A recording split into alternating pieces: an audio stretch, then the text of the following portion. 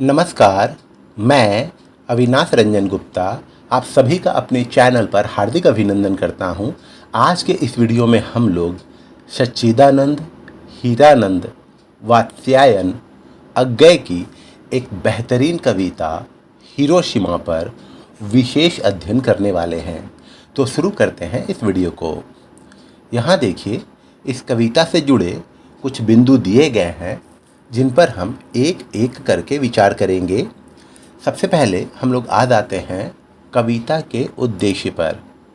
देखिए, इस कविता को पढ़ने के बाद हमें द्वितीय विश्व युद्ध अर्थात सेकेंड वर्ल्ड वॉर के बारे में जानकारी मिलेगी कि किस तरीके से अमेरिका ने जापान के दो शहरों हिरोशिमा और नागासाकी पर परमाणु बम से हमला कर दिया था।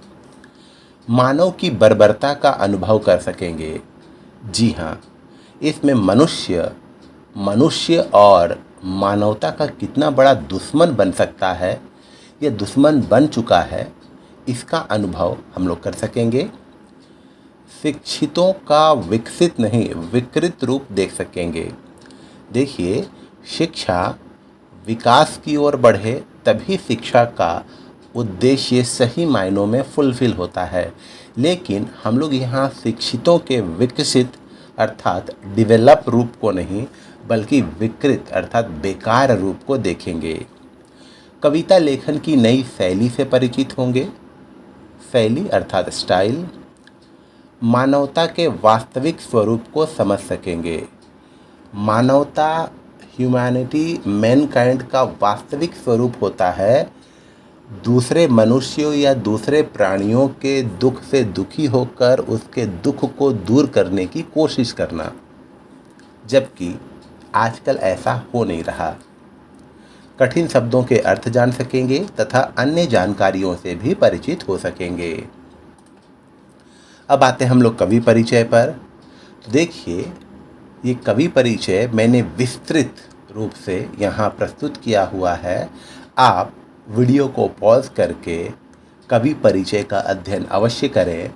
कवि परिचय का अध्ययन करने के उपरांत आप इस तथ्य से अवगत हो पाएंगे कि सच्चिदानंद, हीरानंद, वात्स्यायन ने अपने अनूठी रचनाओं से हिंदी साहित्य जगत को समृद्ध किया है, उस पे 4 चांद लगाए हैं।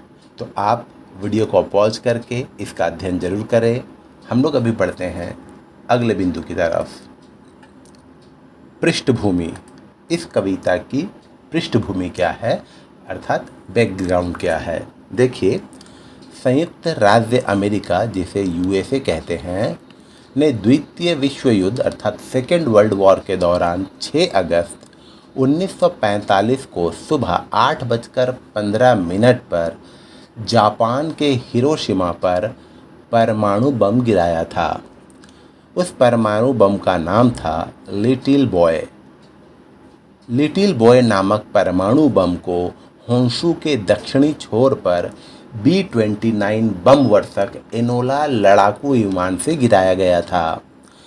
बम के विस्फोट और गर्मी ने हिरोशिमा के अधिकांश हिस्से को नष्ट कर दिया, जिससे लगभग 70,000 लोग तुरंत मारे गए और वर्ष के अंत तक 1 लाख से अधिक लोग मृत्यु को प्राप्त हुए। यह बमबारी इतिहास के सैन्य युद्ध की पहली बमबारी थी जब परमाणु हथियार का इस्तेमाल किया गया था। हिरोशिमा बमबारी को हिरोशिमा दिवस पर याद किया जाता है, जो जीवित बचे लोगों और उनके वंशजों के लिए शोक, स्मरण और श्रद्धांजलि का दिन है। तो ये है इस कविता के पृष्ठभूमि। अब हम लोग आते हैं हिरोशिमा पर जो ये कविता है उसका एक संक्षिप्त परिचय प्राप्त कर लेंगे।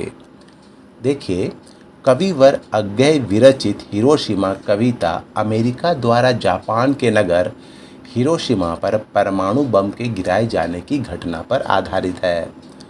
कवि कहता है कि परमाणु बम के फटने से ऐसा प्रकाश हुआ मानो सूर्य आकाश की बजाय पृथ्वी से निकल आया हो, पूर्व से निकलने की बजाय नगर के बीच से निकल आया हो।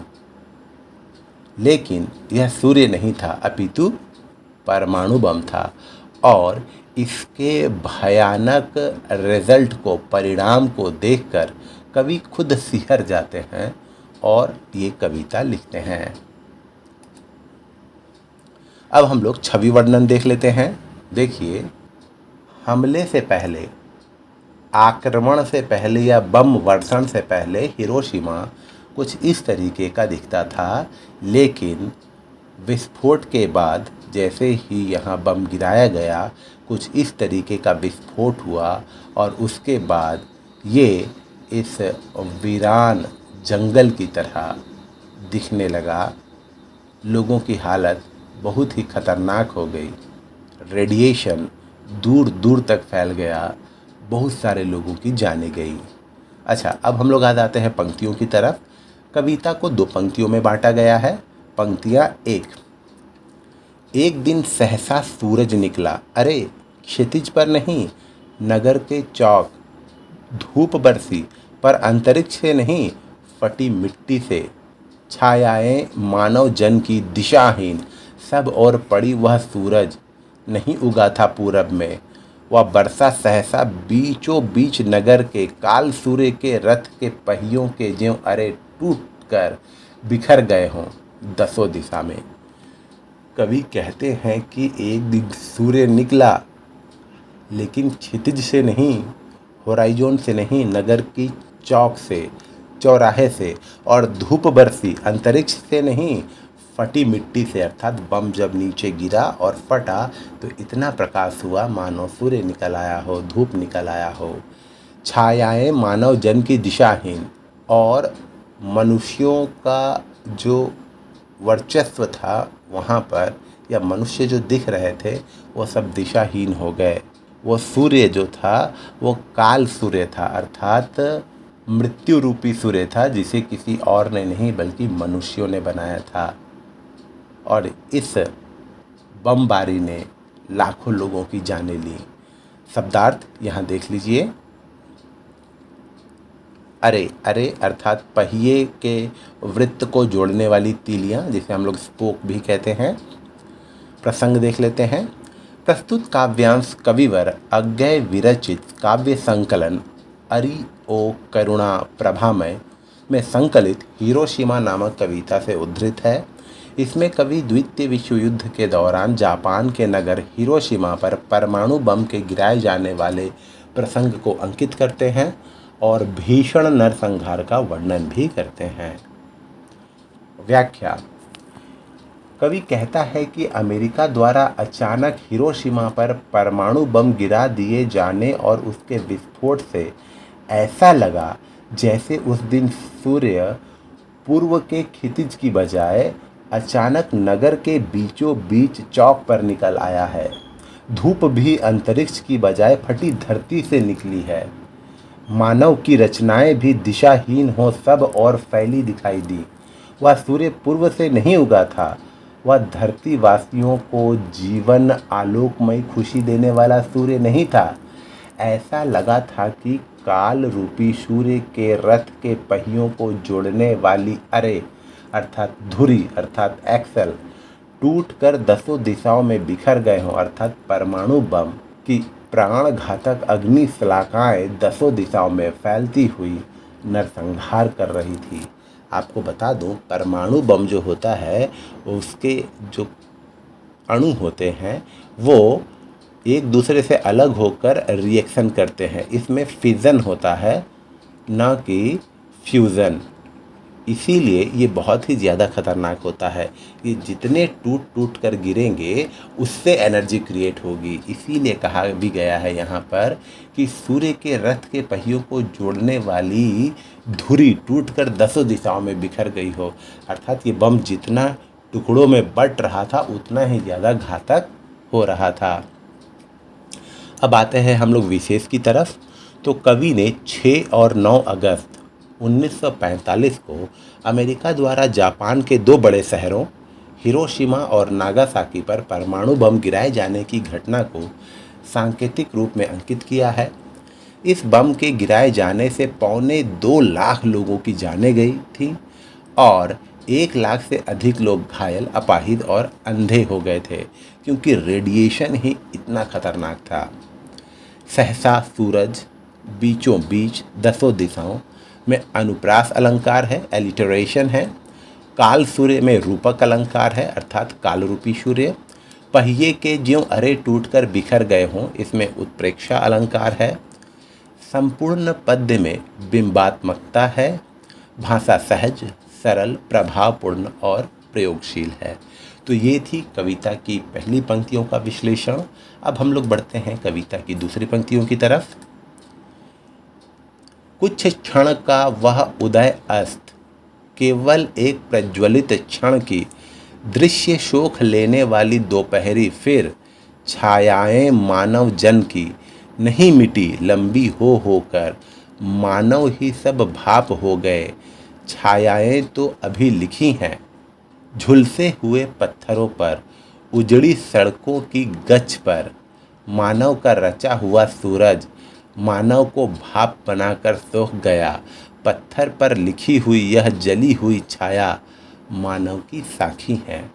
अर्थात वो बम विस्फोट बहुत ही कम समय के लिए हुआ, मानो उदय हुआ और अस्त हो गया। एक प्रज्वलित क्षण की, मतलब एक सेकंड के लिए ही वह बम फटा, लेकिन दृश्य शोक लेने वाली दोपहरी, फिर जैसे दोपहरी अपनी गर्मी के चपेट में सभी को ले लेती है, वैसे ही इस बम ने इतनी गर्मी पैदा की, इतनी गर्मी कि बहुत सारे लोगों की जानें एक साथ ले ली और वो मनुष्य को भाप बनाकर उड़ा डाला। छायाएं तो अभी लिखी हैं, अर्थात भले ही इस घटना के कई साल बीत चुके हों, लेकिन झुलसे हुए पत्थरों पर, उजड़ी हुई सड़कों की गच पर, अर्थात धरातल पर मानव का रचा हुआ यह सूरज, ये बम जो मानव को भाप बनाकर सोख गया था, पत्थर पर लिखी हुई है, अर्थात आज भी लोगों के हृदय पर इसकी भयावहता अंकित है, जली हुई छाया अंकित है। यह मानव की साखी है कि मानव कितना बर्बर हो सकता है।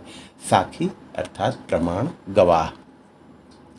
देखिए, उदय, अस्त, निकलना और छिपना, गवाह, प्रमाण, साखी का अर्थ प्रज्वलित, जलता हुआ, झुलसे, थोड़े जले हुए, गच, धरातल या फर्श।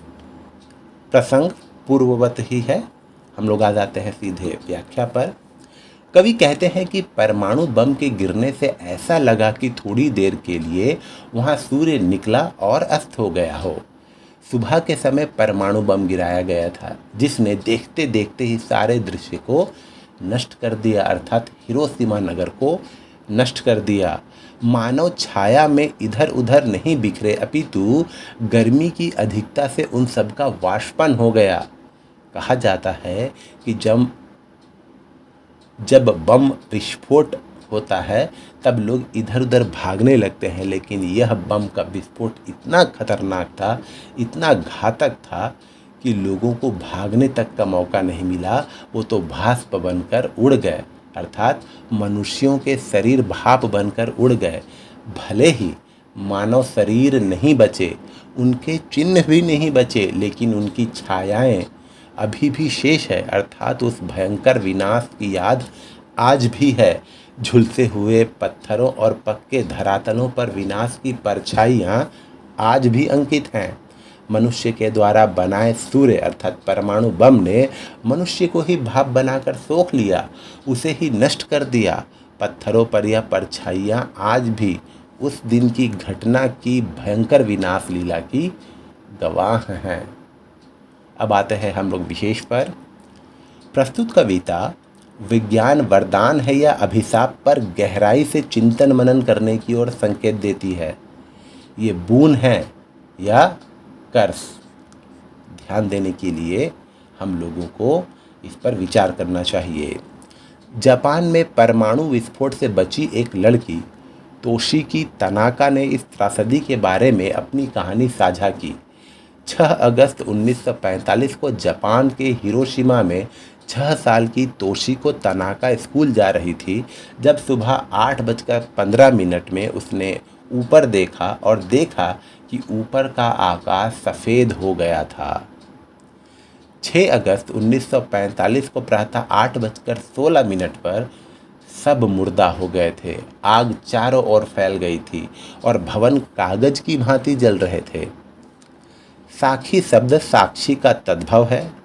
इस शब्द प्रयोग से कवि की प्रयोग धर्मिता परिलक्षित होती है। पत्थर पर में अनुप्रास मानव ही सब भाप हो गए में लुप्तोपमा एवं हो में पुनरुक्ति प्रकाश अलंकार है। अच्छा, अब हम लोग आते हैं इसके अंतिम बिंदु पर, जो है निष्कर्ष या कॉन्क्लूजन।